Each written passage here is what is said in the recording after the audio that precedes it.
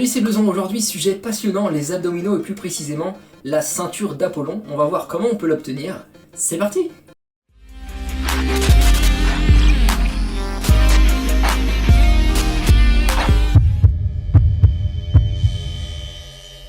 Alors, on parle de ceinture d'Apollon quand les obliques sont bien développés, quand les abdos du bas aussi sont bien développés et pas recouverts d'une couche de gras, et quand le ventre aussi, tout entier, est bien rentré et pas pendouillant comme le pénis d'un octogénaire.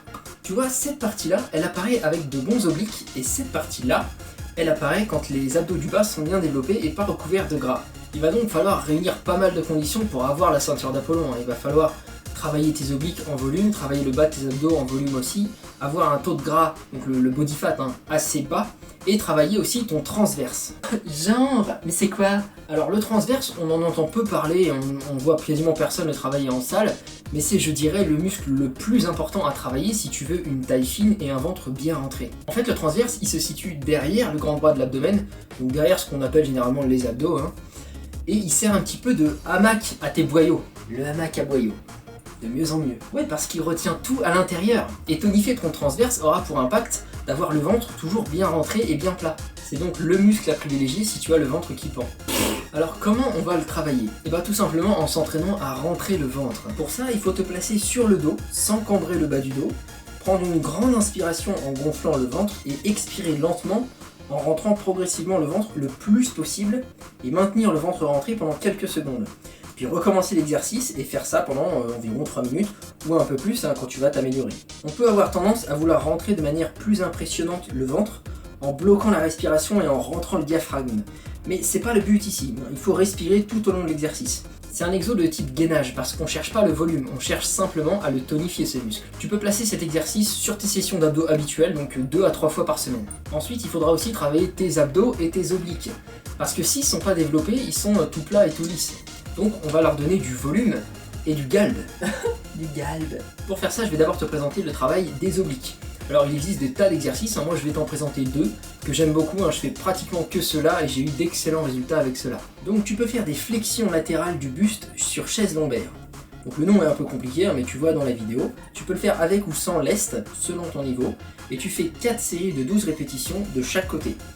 Comme c'est un muscle qui récupère assez vite, tu peux enchaîner sans temps de repos le côté droit et le côté gauche, et ainsi de suite. Sinon, tu as aussi les flexions du buste à la poulie haute. Donc là, c'est un peu le même principe en fait, mais c'est pas mal parce que tu peux régler le poids avec précision et prendre assez lourd sans contrainte au niveau du corps. Fais bien attention à ce que ce soit l'oblique qui travaille et pas le bras ou le dos. Pour ça, tu peux poser ta main sur ton oblique, comme tu le vois dans la vidéo, et le sentir se contracter. C'est d'ailleurs une méthode que tu peux utiliser très souvent, ça. Toucher un muscle, ça permet toujours de mieux le contracter, de mieux sentir vraiment la contraction du muscle. Donc pareil, tu fais 4 séries de 12 répétitions, sans temps de repos entre chaque côté. Donc bien sûr, c'est soit l'un, soit l'autre. Pas la peine de faire les deux exercices.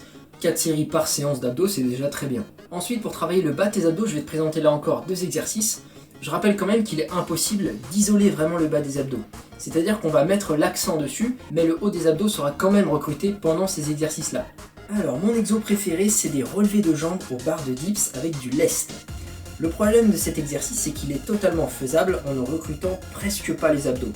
Il va falloir faire attention à l'exécution pour vraiment recruter les abdos. Comme tu vois dans la vidéo, je n'étends pas les jambes comme on peut le voir souvent en salle, tout simplement parce que ça a tendance à recruter les muscles du dessus de la jambe au lieu des abdos. Autre chose, on voit que j'essaie au maximum d'enrouler la colonne vertébrale. Pour recruter les abdos, il faut tenter de rapprocher les pectoraux du bassin. Donc, si tu gardes le dos droit, ça ne fonctionne pas. Tu peux placer un haltère entre tes cuisses ou entre tes pieds. Moi, personnellement, j'y arrive mieux entre les pieds parce qu'entre les cuisses, ça a tendance à me faire garder le dos droit, et on veut éviter ça. Mais teste les deux et vois ce qui te convient le mieux. Tu vas faire 4 séries de 12 répétitions avec un temps de repos assez court, du style 30 secondes. Après le temps de repos, c'est toi qui gères, tu vois de combien de temps tu as besoin. Ensuite, tu peux aussi les travailler au sol en faisant des relevés de bassin. Et je précise bien de bassin et non de jambes, parce que si tu ne relèves que les jambes, ce sera là encore les jambes qui travailleront au lieu de tes abdos. Tu dois placer tes mains au sol pour te stabiliser et faire 4 séries de 12 répétitions avec un temps de repos assez court encore une fois. Comme pour les obliques, tu peux choisir un seul des 2 exos par séance, ça suffit largement. Voilà pour le développement de tes abdominaux. Il te faudra ensuite un taux de gras assez bas pour faire apparaître le fruit de ton travail. Et oui, parce que hélas, même des abdos superbement développés ne se voient pas s'ils sont recouverts de gras. Et malheureusement, une fine couche de gras, même superficielle, suffit généralement à tout niquer. Ça, c'est la mauvaise nouvelle. La bonne nouvelle, c'est que tu peux facilement apprendre à mincir en regardant ma vidéo sur la sèche, ou en lisant certains articles de mon blog, ou en lisant mon e-book qui traite de ce sujet-là et que tu peux trouver sur mon site. Une autre information importante, mais quand même à prendre avec des pincettes, c'est que le travail des abdominaux réguliers va activer la fonte des graisses sur ce muscle. Alors attention, faire des abdos quand on est vraiment gras, ça ne sera jamais la clé pour les faire apparaître. Ça ne marche pas, la clé elle est dans la cuisine. Mais le travail régulier des abdominaux va quand même irriguer cette zone et va permettre de limiter l'accumulation du gras à cet endroit en particulier à l'avenir. Le corps a tendance à stocker le gras dans les zones inactives, donc taffe-les 2 à 3 fois par semaine et ce sera très bien. Tu comprends donc maintenant pourquoi c'est autant important de faire attention à ton alimentation que de travailler tes abdominaux en salle. Parce que c'est le combo des deux qui fonctionne vraiment en fait. Voilà, si j'ai omis quelque chose, n'hésite pas à me poser une question en commentaire, j'y répondrai avec plaisir. Abonne-toi si tu veux revoir ma tronche, et puis si tu t'abonnes pas, bah, pas grave. Pas grave. Allez, bisous. Je transperce, je hurle. C'était pas une blague? C'est quoi alors? Eh, j'ai un doute sur ta grosse vanne de merde là. Oh, la clé dans la cuisine, la clé dans ton cul, ouais. Je mets ceux qui ont pas kiffé, je mets ceux qui ont pas cliqué, seuls ceux qui ont validé, c'est les vrais, les autres c'est les enculés. Je mets ceux qui ont pas kiffé, je mets ceux qui ont pas cliqué, seuls ceux qui ont validé, c'est les vrais, les autres c'est les enculés. Seul tu me vois, je suis au fond de la classe, prends 3 points, man, fais-moi la passe. Seul tu me vois, je suis un chien de la casse, t'es un chien de la tasse.